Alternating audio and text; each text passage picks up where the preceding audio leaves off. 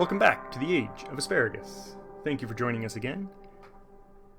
We have a problem that we need to deal with, and that is how our blending is not affecting the layers underneath. For example, on my Foothills 3 layer, the closest darkest Foothills layer, with my smudge brush, I cannot blend with the waterline here. I can try, but it has no effect.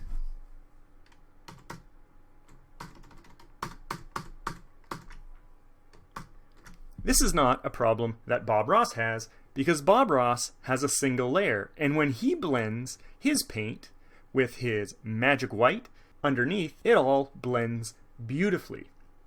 Now, we've been adding different layers to make it easy for us to move them around and change things and make minor tweaks to make our painting look better.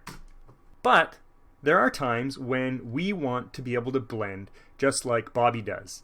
The first time this came up, I didn't mention it, but it was on our cloud in front, the cloud that shrouds our mountain. So I'm going to turn off the visibility of these layers so that we're back to the cloud in front of our mountain. I'm going to select that layer, cloud in front. Let's fix this for once. And with my blending brush, I'm going to blend the blue up into the cloud. So that's not happening. That's because there is no blue on this cloud in front layer, and that becomes obvious when we remove all the other layers. This layer just has white. So if I try to blend on this layer, it's going to be blending transparent pixels, nothing, with white. And so it'll slowly become transparent. Or I can blend white down into the transparent pixels. But it's not going to pick up, and it's not going to recognize any other colors on any other layer. We need to change that. Let me get my original layer back with some Control Z, and I'm going to bring the layers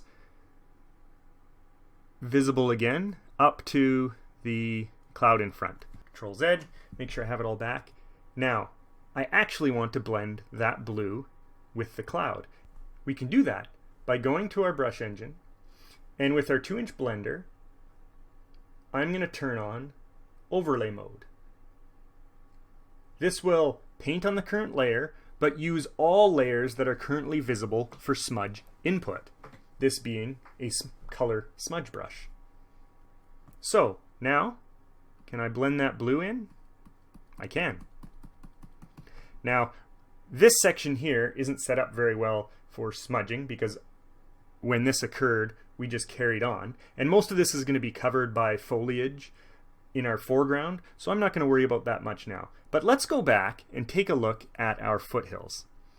I'm going to turn on all of our foothills. The issue we have is right here.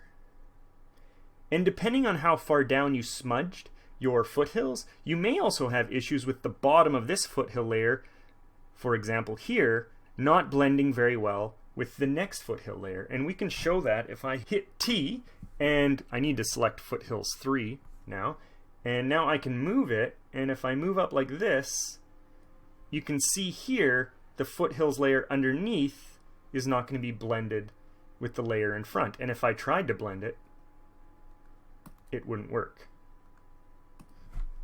Hit B to get back to our brush. I can't blend the other layer. Because I've switched brushes around, this setting, overlay mode, is not saved. I can turn it on and I can use it, but when I switch brushes and then go back to my blending brush will go back to my defaults, how I want them. And I'll show you how to save that in a future video. Okay, let's get back to this problem here. There's a few things we can do. One thing we can do is once we have these layers where we want them and we don't think we're going to move them anymore, we can merge them all together. That would put them all on the same layer, and it would also allow us to blend them together if there's anywhere that needs blending. Really though, that's not much different than just turning on overlay mode and then blending as we need. But it could get confusing because once I've blended in overlay mode, for example, if I want to blend in this line, I've turned on overlay mode with my color smudge brush there, and now I can blend that away. However, if I later want to go move my layer, it's going to be a little bit confusing because with overlay mode on, it's picking up colors from other layers. So moving our layers will become much less useful. So just keep that in mind. I'm going to Control Z that. You know what? I kind of like that it blended like that. So I'm going to leave it. I'm also going to merge these three layers together. I can do that by right-clicking them and merge with layer below. So now Foothills 3 will be merged with Foothills 2, and I'm going to merge with the layer below again. And so now I have all the foothill layers together. Another way to do this would be to group the layers, and you could move them as a group, and I'll show you how to do that in a future video. Okay, let's create some reflections. I'm going to choose my Foothills brush and make sure I'm on the brush tool with the B key. I'm going to move up here and zoom in a little bit. And I need to get my color back. I want the color of my foreground layer.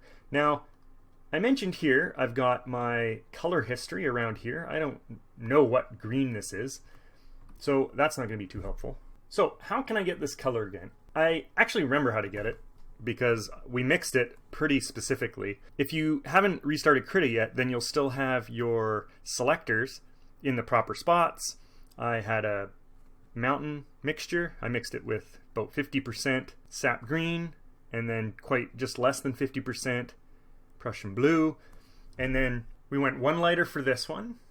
We went one darker for this one, which would be the same as this color. And then I hit K to get one darker. And so this should be the same color, at least very close, and that would work. However, what if you restarted Krita, you didn't have the exact mix, you forgot what mix to use for this? How can you get this color back?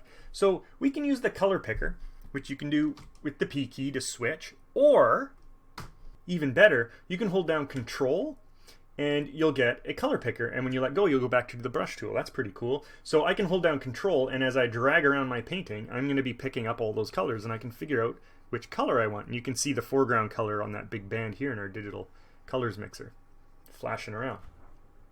So I want this color, but look at the color mixer as I flash around here, because this layer is blended and it's partially transparent. It's seeing some of the layer below. If I pick it down here, it'll be bluer because it'll be picking up some of the color from the ocean. If I pick it up here, it'll be lighter, or it'll be flashing because of the holes in it.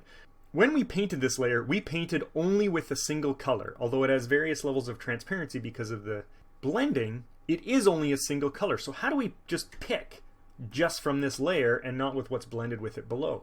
We can do that from the color picker's tool options. So let's hit P to get the actual color picker tool, or you can click the eyedropper there. And now, from a tab, which we haven't looked at yet, and I'll look at more in the future, is this Tool Options tab, this Tool Options Docker. And it has an option here, Sample All Visible Layers. Instead, I want to sample the current layer. Now, obviously, it will only pick from the current layer. But be careful, you remember how we just blended in this area with the layer below, so it actually does have some blue on that layer. So we want to come over here where all we used was this green, and you'll see how much more steady it is, at least. We're not going to get any blue over here. We're just going to get our green color. So let's just pick a green color from over here, which is going to be pretty much the color we're looking for. So just remember that if you leave this on the current layer, that's where it's going to select when you use the color picker. So you choose whichever one you want. I'm going to turn it back for now. I have my color, and I'm going to hit B to switch back to the brush tool. In my layers, I'm going to make sure I'm on my foothills layer. Okay, let's do this. I have a color, but first I'm going to take my blending brush and I'm going to blend up a bit so I can recover some of our ocean. Now, right now, because I've been switching around brushes, my overlay mode is off, which is fine. This will probably work fine with overlay mode on as well.